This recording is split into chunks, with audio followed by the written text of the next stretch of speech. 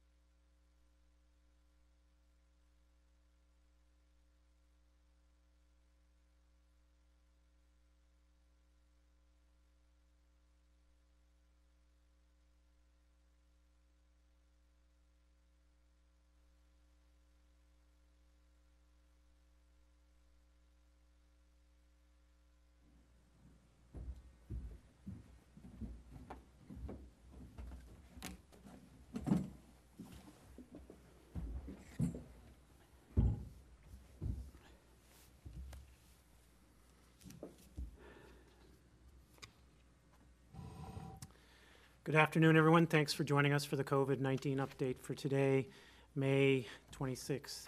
Oh, hard to believe, isn't it? I'd first like to start by thanking everyone in Central Newfoundland who stepped forward to get tested, and a special thank you to all the frontline workers in Central Newfoundland who put their weekend on hold to step up to answer the COVID call.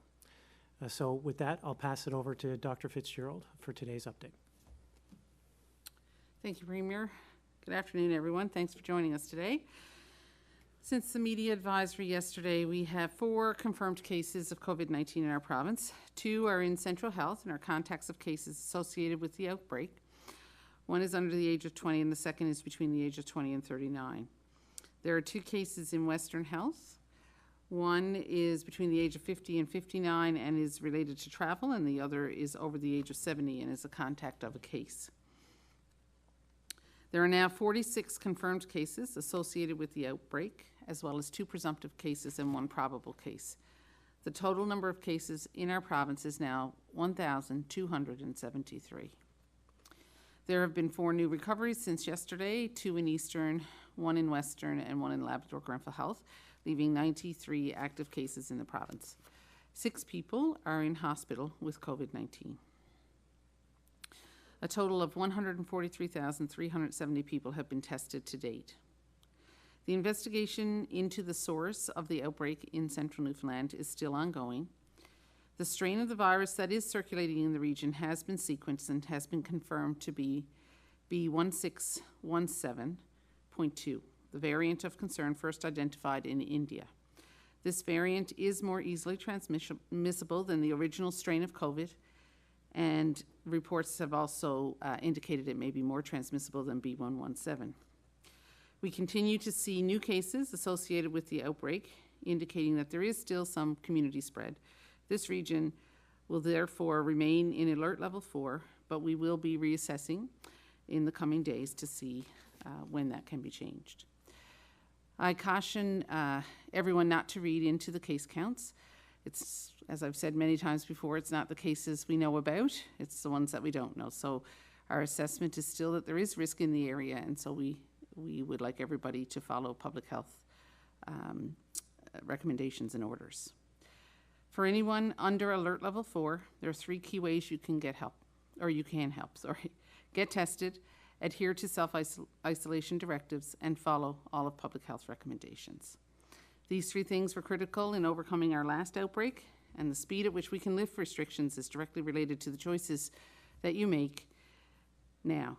And if cases continue to spread, it will prolong moving out of alert 4.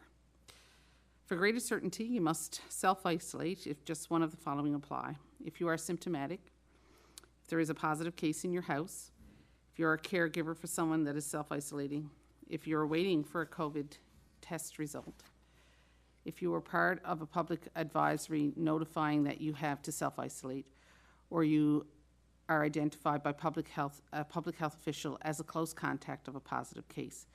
In this case, you must self-isolate until 14 days after your last contact with the person while they were infectious, even if your test is negative. Self-isolation means you cannot leave your property unless you require urgent medical care. If you do not have symptoms and you have not tested positive, you can go outside but must remain on your property. You cannot go for a walk or drive. If you need essentials, they must be delivered to you. And if you cannot self-isolate away from family, everyone in the house must self-isolate. If your COVID-19 test was positive, everyone in your home must self-isolate, even if you are able to isolate away from them.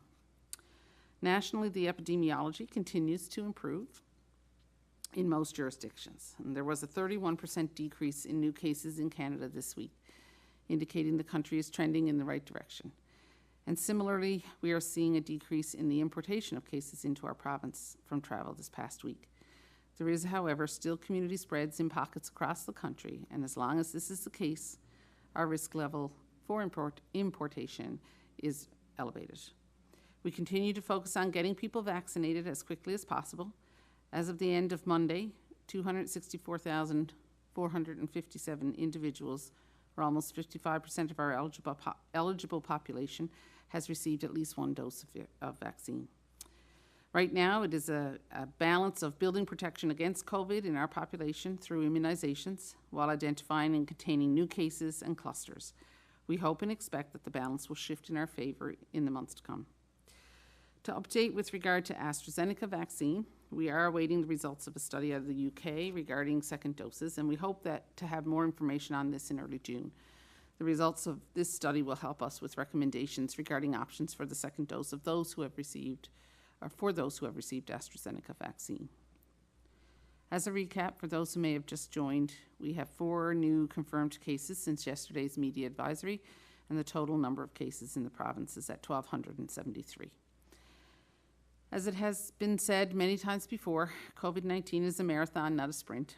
There will be ebbs and flows, triumphs and setbacks, but we have made tremendous progress and we are moving in the right direction. So hold fast, Newfoundland and Labrador. Thank you. Well, thank you, Dr. Fitzgerald, for that update. Certainly another ray of hope with 55% of the eligible population being vaccinated. This is good news, and I encourage everyone to continue to register for vaccines and get them when they become available. This is the best weapon we have to fight COVID-19.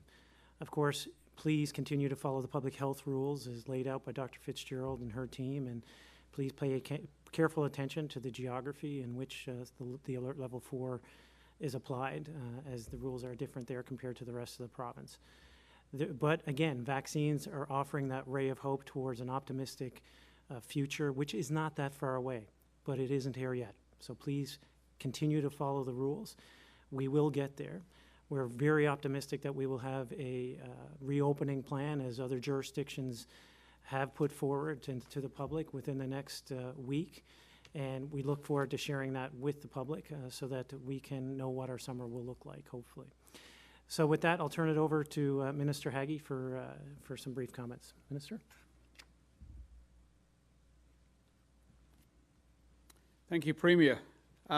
Before I start, I'd just like to comment that this is the closing week of Speech and Hearing Month, and I'd like to give a shout out to our audiologists, speech language pathologists, and all those who work with people with speech and cognitive issues, as well as hearing problems.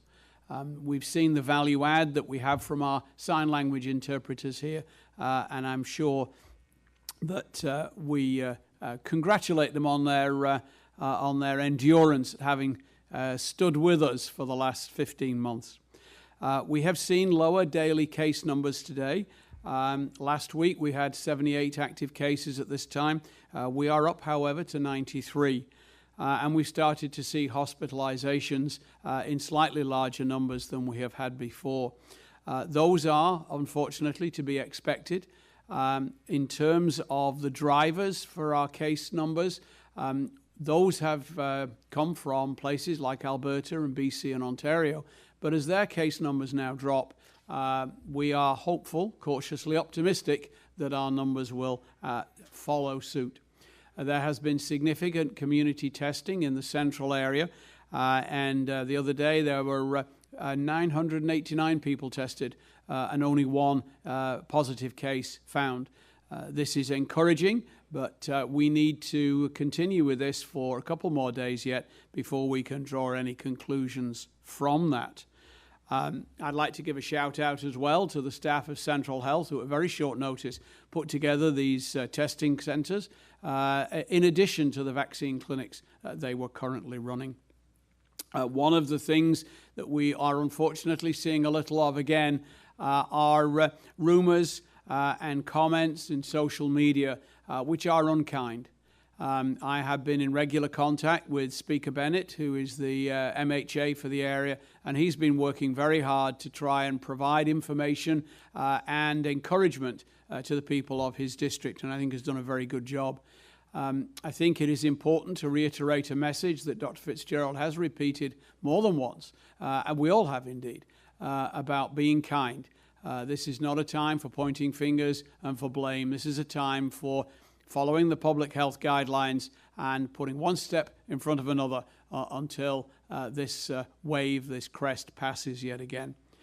On the positive side, as has been mentioned, vaccine percentages are going up. We're now over 55% for a first dose. We have nearly 90,000 first dose appointments already booked for coming weeks. And if everybody shows up, we'll pass that magic threshold of 75%. Indeed, we are optimistic that within the next couple of weeks, because of capacity with vaccine deliveries the way they are, we should be able to start bringing forward some of the second doses originally scheduled for late July and August into June to actually increase the other target we have, which is a percentage of those with a second dose. Currently, we sit at 2.1% of the population fully vaccinated, and our aim is to get that up as high as possible. And I believe, as a stretch goal, by the end of July, we could be at 40% of the population fully vaccinated. Again, on a rather mundane plea, if you've had your vaccine, please don't throw your mask on the ground outside. There are bins, and that would certainly help my colleagues in TI and other departments who might have to clean that up, let alone the municipalities. Central Health informed me that if you are actually in isolation and currently have a vaccine appointment, there are areas set aside for you to be able to do this safely, so you should keep your appointment. With that, I will turn it back to Premier and for questions. Thank you. Thank you, Minister. I'll now invite questions from the media. Thank you, Premier. For the benefit of our speakers, there are 5 reporters registered for today's call. The first round of the question and answer session will give each reporter the opportunity to ask one question and one follow-up.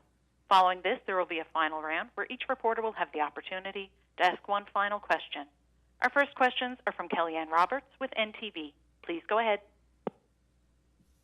Thank you. Dr. Fitzgerald, now that you've looked to extend the current alert level 4 for the area that is in it, what is your recommendation when it comes to schools with students initially intended to go back into schools tomorrow in that area? Public health and the school district, I guess, will be having conversations. It's not necessarily my recommendation. It's really the recommendation of the Regional Medical Officer of Health and the Public Health team on the ground. I certainly would leave that to them. Kellyanne, I've spoken with Minister Osborne, and there should be an update, certainly to the school communities this afternoon. Thank you. And I'm not sure who can answer this, but as hospitalizations are increasing, what is the hospital capacity for Copa patients in the central region? Thank you. That's a very good question. There are currently 4 individuals hospitalized in Central and 2 in Eastern. The capacity, as I understand it, in Central Health for conventional COVID beds is 12. And my understanding is also that their intensive care unit is not yet at 80% occupancy. I think it's somewhere around 70, but I can get you those figures. So currently there are no concerns around capacity from a hospitalization point of view in that area. Thank you. Our next questions are from Peter Jackson with The Telegram. Please go ahead. Good afternoon. It appears Central Health was not planning any testing today beyond some pre-appointments this morning. Does that mean community testing in the region is wrapped up, or is it still going on? So at the moment they are working through those people who had come out to get community testing, so they're continuing that today. And I think, they're certainly looking at a testing strategy, but a lot of that will depend on the results of the tests that they've done today and where they move forward with that. So I think you'll hear more from Central Health if they've decided to continue with testing or not. Okay, thank you. And do you have any idea yet how many cases in the region are people who have received a first shot of vaccine? We certainly know that there are cases who have been vaccinated with 1 dose of vaccine, but no, I don't have that information right to hand. But we can certainly get what we have, Peter, and get that to you. I'd appreciate that. Thank you very much. Certainly something we're following very closely, Peter, as you can imagine. Yep. Okay, thanks. Our next questions are from Jeremy Eaton with CBC. Please go ahead. Thank you very much. Dr. Fitzgerald, given the arrival of the COVID variant B1617, does that affect the rollout plan for vaccinations in this province, given that I guess it's a more stiffer strain than others? At the moment, no. We're just going to continue with our vaccination rollout as we have. Our goal is to get as many people vaccinated as quickly as possible. I think that in the area, Central certainly focused on trying to get second doses to people who are living in personal care homes and other congregate living facilities. But other than that, at the moment, our goal is still just to get as many people vaccinated as quickly as possible. Thank you. I know that you touched on it briefly in the preamble, but Ontario started offering second doses of AstraZeneca to people who want to get fully vaccinated. I understand that we have about 1,500 here. I know that you said that there will be a study, and I guess that will wrap up early June, I believe you said. So what happens to those doses that we have here? Minister, do you want to? Yeah, certainly. We repatriated, I think, 1,400 and odd doses last week because they were going to expire.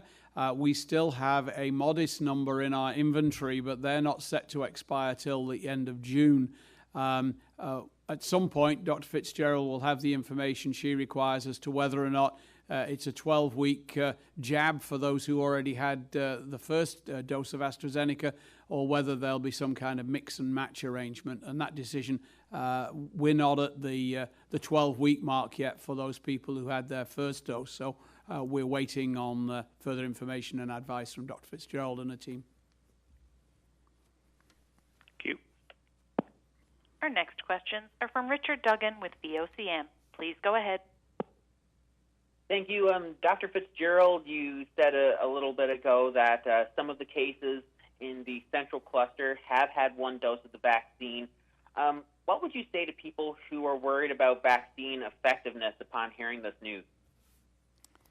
So we know that, all the evidence so far is telling us that the vaccines, the mRNA vaccines in particular, are highly effective, but so is the AstraZeneca vaccine. And we do know, though, that the effectiveness is best after 2 doses, and that's why it's so important for everybody to get 2 doses of the vaccine. Cases or infections in people who have had 1 dose of the vaccine are not unexpected in small numbers, and that's what they are, is in small numbers. So we will see them from time to time. What the evidence has shown us so far, thankfully, is that it appears that people who do have 1 dose of the vaccine tend to have a milder course of illness, so they are less likely to have severe disease. And certainly we have seen that here as well. This information is not unexpected, given what we know about vaccine effectiveness at this point. We still have very highly effective vaccines, however. So, it is important for people to get vaccinated and with 2 doses. Thank you. And Premier, you said in your opening remarks that a reopening plan for the province can be expected within the next week or so. What has gone into putting that together? Who have you been talking to? What have you been hearing? And what else has gone into preparing this plan? Well, certainly Dr. Fitzgerald and her team and Minister Haggie have been working hard looking at the epidemiology here, looking at the guidance of elsewhere and what's happening elsewhere. As Dr. Fitzgerald has said many times, it's not just the epidemiology in our own jurisdiction, but that across the country that will help us guide our way through the reopening plan. All of those things are being considered when considering how we reopen. Of course, other jurisdictions have been reopening to get to we are today, but they've also gone a step further to look towards what happens when you hit that 75-20 mark. And as Dr. Haggie or Minister Haggie said earlier, we're quite optimistic that we will achieve that vaccination threshold. And so, again, we're kind of very optimistic for the summer and beyond. But again, things can change, and we'll make sure that there is a dynamic component built into that to afford the flexibility required. Thank you. Our next questions are from Elizabeth Witten with All Newfoundland and Labrador. Please go ahead. Thank you. Newfoundland and Labrador is currently going through a bit of a gold rush, which is mostly based in Central. So, Premier, what kind of impact is the switch to Alert Level 4 potentially having on those operations? Well, I mean, first of all, most of that is exploratory work, and so hopefully it won't have too great of impact, as hopefully these next couple of days, of course, will be critical, but hopefully we can contain this and move forward.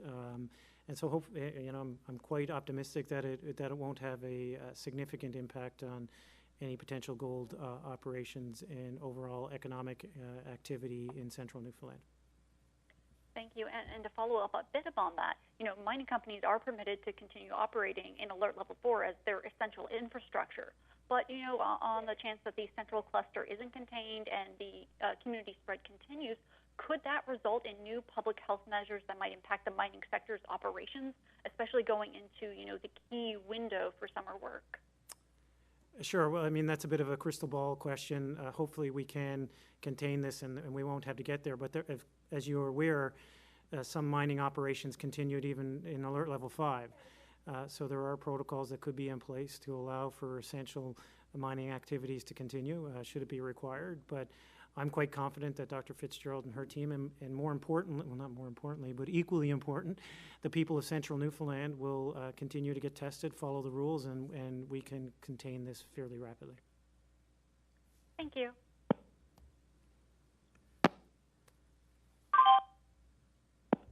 I will now go back through each reporter to see if you have one final question. Kellyanne Roberts with NTV, do you have a final question? Yes. Other provinces have looked to shorten their isolation, not just for entering a province, but if you are the close contact of somebody who does have COVID, For example, in Alberta, if you have both doses of your vaccine and you are the close contact of someone who's tested positive, nothing changes for you. If you've had one dose, you have to isolate for 10 days and will be tested on day 7. Is the province looking at doing similar measures now that that 75% threshold is now in sight for first doses? Certainly we are looking at all of those things. We don't have guidance on that just yet, but we certainly are looking at that as, case and contact management as we move forward, and waiting on some direction or some recommendations as well, at our larger tables and just seeing how that goes. But at the moment, things are staying as they are. Thank you. Peter Jackson with the Telegram. Do you have a final question?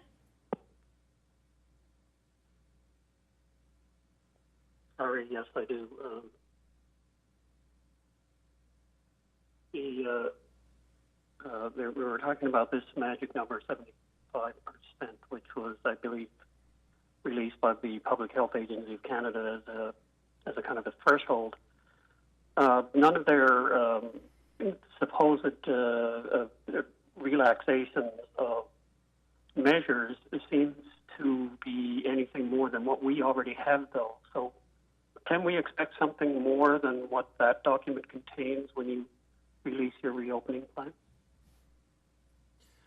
Well, as we suggested, Peter, we're looking at everything, and Dr. Tam released that model based, I believe it was actually done back in April, so things have certainly changed with respect to kind of real-world evidence and seeing how transmission has been diminished. So we're interested to see how that plays into other modeling. But again, all of these things are things we're kind of considering moving forward. Certainly, I'd be optimistic that if you look at British Columbia's and some of the other plans that we could certainly move towards something like that. But again, that all depends on the evidence available and how Dr. Fitzgerald and Dr. Haggie and others kind of weigh in on this, and in combination with the real-world evidence as we're seeing it evolve in front of our eyes with respect to transmission rates and one dose. So it's certainly a topic that I'll be raising with Dr. Tam on a call later this week, just to see where their heads are with respect to how this plays in the overall modeling of the nation. I'm sorry, this is not another question, but will vaccine passports be included in that conversation? I think that's a live conversation with everybody right now, Peter, and I think it's an important conversation to have, recognizing the potential immediate value of it, but it has, of course, be weighed with privacy issues and frankly, future civil liberty issues. So we need to kind of make sure that we're hitting that correct balance when considering vaccine passports. But it's certainly something that will allow for more liberal travel. Thank you. Jeremy Eaton with CBC. Do you have a final question? Yes, ma'am. So, as you just said, Premier, today Alberta is going to release their plan. British Columbia released their very detailed reopening plan. And I know that you said that you'll probably have something for us next week. But what I'm wondering now, does this central cluster and the confirmation of the arrival of the B1617 variant, does that impact that, or does that affect that, or can you still go forward knowing that this is in the province now? Well, I think I'm confident that we can kind of move forward with recognizing that things can change, but this is about trying to play the position of where the puck is going to be, not where it currently is. And so we're trying to anticipate the future. And certainly as the supply chain of vaccines has been more robust and more reliable and the numbers continue to ramp up, I think that that's a prudent kind of decision-making the matrix that can occur. But again, it's all depending on our own epidemiology here, of course, and then adjacent epidemiology. Things can, if there's anything that we've learned with COVID-19, is that things can change fairly quickly, and so we need to be flexible and dynamic in our approach, as has been built in and baked into the British Columbia plan, as I'm sure you know. Thank you. Richard Duggan with VOCM. Do you have a final question? I do. Going back to the reopening plan again, the Provincial Advisory Council on Tourism was pushing for that July 1st reopening. Our plan will now soon be finalized, which would be about at least within the first couple of weeks of June. Is that enough time for tourism operators to have that reopening by July 1st? I mean, we would love to have been able to provide plans for tourism reopening in January. But in the balance of the evidence that's available, and frankly, with the current cluster occupying attention right now, I think next week we really hope to be able to provide them with more certainty and a brighter, optimistic, not normal, but as Dr. Haggie said, certainly not a normal summer, but certainly a different summer than last year. And I think that's probably the best position that we can be in right now. Thank you. Thank you, everyone. Premier, do you have any final comments for today? Once again, I'd like to thank the people of Central Newfoundland for following the rules, continuing to be tested, following Dr. Fitzgerald and her hardworking team's advice. This is what will get us through this cluster. And equally, or perhaps more importantly, continue to get vaccines, because that's what will get us through this pandemic. So stay safe, Newfoundland and Labrador. And that's it for today. Thank you, Premier. Stay safe, everyone. Take care of yourselves and each other, and enjoy the rest of your day. Starts with one small action, but even the smallest action can create a ripple. If enough of us do our part by getting vaccinated, that ripple can become a wave.